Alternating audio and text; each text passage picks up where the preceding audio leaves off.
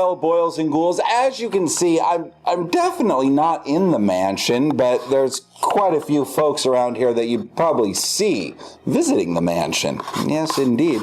And I have, well, I don't even know if you need an introduction. I'm sure I do. I'm sure I do, please.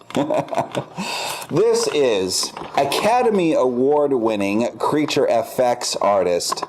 What was your name again? Let me go check on the Oscar. Okay. It's Tom Woodruff Jr. That's right. I remember now. Tom Woodruff Jr. Of course, worked on a slew of very, very terror-ific films that I am absolutely in loathe with. But I'm here at the moment to talk to you about a new project that you have going. You and your friend, as a matter of fact. Yeah, so Fire City, this is the big one. This is I feel like this is what everything has sort of been leading us to, this kind of murky path that we've been following. It finally makes sense because I don't know if you're aware, but in our recent history, we're finding that the kind of work that we've known and loved and just have complete passion for, the practical world of creature effects, has really been downplayed and to the point almost of being extinct. And we're among the last guys that are holding out, and we're thinking that this is the last hurrah. This is either the last hurrah or it's the Renaissance, because the fans are so behind us on all of this stuff. It's really been an eye-opener to have so many people, thousands and thousands of people on Facebook and Twitter and on our YouTube channel, everywhere, talking about how they love this kind of work and they want to see more of it. Oh, and as well they should want to see more of this, because I think that having practical effects and stuff that actually interacts with the environment and with the actors adds a level of realism that really can't be mimicked by a computer or by other means. Yeah, you're right. And mimicked is the word, because there's definitely, and this is not just me, this is everybody that follows this stuff says the same thing. The computer mimics a look of live action, but it doesn't have the heart and soul that you can just tell. There's something when you're watching a movie that it doesn't have that emotion, that emotional content, which is so important to telling a story in a movie. Oh, absolutely. And as far as the practical effects angle to Fire City, do the ghouls at home have a lot to look forward to, practical effects-wise? We're going to put every dollar that we don't spend on batteries for the camera go into monsters on the screen. I'm serious. This is going to be the biggest monster fest ever. And again, I'm not a CGI hater. I'm not a digital hater, but I know it's a tool, and I know exactly how best to use it. And that's why when Michael Hayes and Brian Labaki came to me with this project and the bigger scope of the Fire City world years ago, that was one of those things that we just couldn't pass up. We totally got behind, because these guys have that same passion. They're like they say, 95% real, 5% digital. And is that the exact balance? I'll bet it's going to be pretty darn close, because we want to have this thing front to back with all of these monster characters that make sense. Every monster that money can buy, and a lot that we're going to throw in because we can do it. It's going to be on screen. Well, terror-ific. And as you ghouls at home know, I'm dying. Just dying to see this film. I really am. Demons, film noir, two of my favorite things. Absolutely, you know. And not only are you going to be in the creative hot seat, as it were, but you're also going to be in a chair very much like this one. I have a feeling I'm going to be standing a lot in front of this chair. I think there's going to be a lot of stuff going on. We're talking about a really, really compressed shooting schedule. And the nice thing about a compressed shooting schedule, you don't have a lot of time to sit around and second guess what you're doing. You just hit the ground running, and there's so much energy. And this is where I started, you know, on some of my earliest movies. A few weeks of shooting, and you hit the ground running, and you just keep going full speed, and you don't stop till it's over. And then you look back and you go, I hope I got it. If you can remember the week prior. If we're lucky.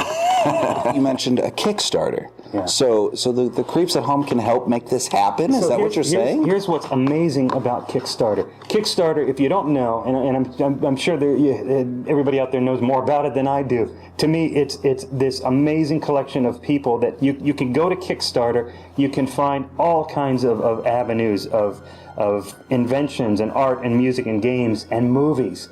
And our movie is there, and the idea is we go to you as the fans and people that love this kind of work, and we say, what can you give us to make this thing happen? Because the studios aren't giving us the money. The independents aren't giving us the money. Right now, it's very much a grassroots organization that we come to like you, and give us $1, we're going to put the dollar on screen. Give us $10, we'll put $10 on screen.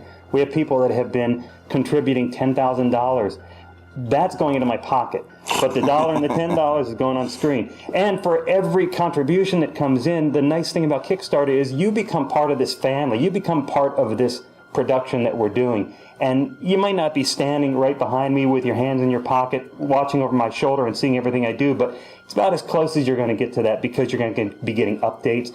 Different contribution amounts come with different rewards. So you're going to be in tune with, some of you will be in tune with exactly what's happening on set. You're going to be involved in coming up with a character name. You might even be on camera as somebody that dies for this movie. So there's a whole range of things it can do. You can kind of tailor your interest for what fits your pocket. And I know times are tough right now. It's tough for all of us. It's tough for us here. And this might be a way to make things happen, make things change. And maybe the bigger goal is somewhere out there, once we're successful, someone out there in a studio is going to go, hey, look at these guys. I remember these guys from the 80s and early 90s. Let's go back and make some movies. Of course. And I want you to make as many movies as inhumanly possible. That's the goal. That's the goal. Now, it's already on Kickstarter, correct? It is. We're down to our last few days. We still need a lot of love to come in to make this thing work, and hoping that this kind of exposure is going to make that happen. And do you see the goal in sight? Do you see, as long as each and every one of you out there head over and go to Kickstarter, do you see a... Absolutely. Look, my feeling is, I think it's probably, we did the conversion. I think if 15 people out there skip a tattoo this month, we've got this thing made. I think you can postpone that tattoo for a month or two. Don't you, boils and ghouls?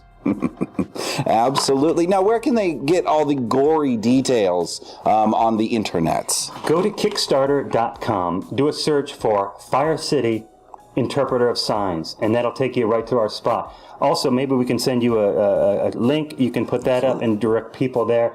We're also on Facebook. We're also on Twitter. We're out there, and we're getting lots of positive response. So you might hear it from a friend before you heard it from me. Well, I've definitely been hearing about it, and you ghouls are hearing about it from my lips to yours. Yes, indeed. And from Tom's lips as well, I suppose. Yes, indeed. But this is a film, honestly, all joking aside, this is a film that I have to see. I'm very excited about it. The story is just to die for. Nice and thematic and heavy and fantasy, and nowadays there's a lot of films, not all of them, but a lot of them are very reality based, and that's cool. But I know myself, I like to escape when I see a film into a different world, and Fire City sounds like a perfect escape. It is perfect because it's got that balance. It's not such a fantasy that it feels like you're watching somebody else's life unfold. It takes the fantasy world of demons in a very nuts and bolts kind of way and slams it up against our regular world in such a way that, well, without telling you too much, we don't even know these demons are surrounding us. They could be right behind us and we wouldn't even know it. And we can't see them because there is this sort of this curtain, this misperception of not being able to tell who's a demon, and yet we're interacting with them all the time. Like, you could be looking at the two of us and wondering, I'll bet one of those guys is a demon, but I'm not sure which one. This gentleman behind you here, over your shoulder, can you tell me a little bit about him? This is Rufus, and Rufus is a Moloch, and he's from the Fire City world. Now, he's already been used in this beautiful promotion that Michael and Brian did a couple of years ago that really kind of lays the world out in a very general way, but it includes some of the specifics of how these creatures interact with us human beings. And that was enough to get so much interest going that producers have come to these guys saying, we want this movie to happen, but we want to keep the movie. Of course. So that's not going to work. So these guys got very motivated. They put together this whole idea to go back a step. They created a short that I directed which sort of introduces you in a very kind of simple way to two demon characters and kind of a little bit about what their world is about, and that will lead us into the feature, which is going to be the first of it's a multi-feature platform that is going to tell this whole world eventually. And a terrorific world indeed, absolutely. I mean, just look at this, boils and ghouls. Just look at this. Look at Rufus over here, sexy. Yes, indeed. Now, as being in the directorial seat for this, what type of look, what type of atmosphere are you shooting for? Well, the thing that to me that's look, I've been around monsters my whole life. I've been building them for 25 years. Ever since I was a kid, my whole life has been about monster movies. So to me, what has really grabbed my attention is that we get to bring these monsters to life in a different kind of a setting. And we keep throwing the term out there, film noir, and it's not just a term to get film school students excited. It really is. It's a very cool world. It's a very cool, almost like a very cool time period that is really evocative of movies from the 40s. And there's a certain look to them, and there's a certain style to them. And, initially a person's going to say, I know what you mean, the old black and white movies, but it's not that. There's so much more to it than that. And that's what I'm really excited. I'm just as excited in creating this world, this sort of modern interpretation of a film noir world as I am in creating the demons. And I assume that you're going to go for the nice heavy shadows and stark contrast and all that. He's a film school student. Yes, those are the tricks. That's exactly. It's been many years since I've gone to ghoul school. Many years. But at one time. Yeah, right. No, but that's it, right? There's a way of telling that story that fits that paradigm of film noir. Well, I am dying to see this, and I know you ghouls at home are dying to see this. Well, if you're not dying to see this, why are you even watching the show? And we need your help.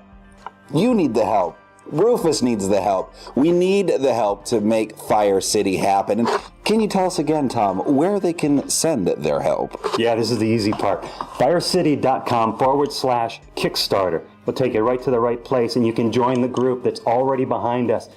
It's like a big party, and we're going in a very cool direction, so please come get on board. We can use your help now more than ever as we get close to the end. And, of course, if you don't want to help, well, me and Rufus here will come find you.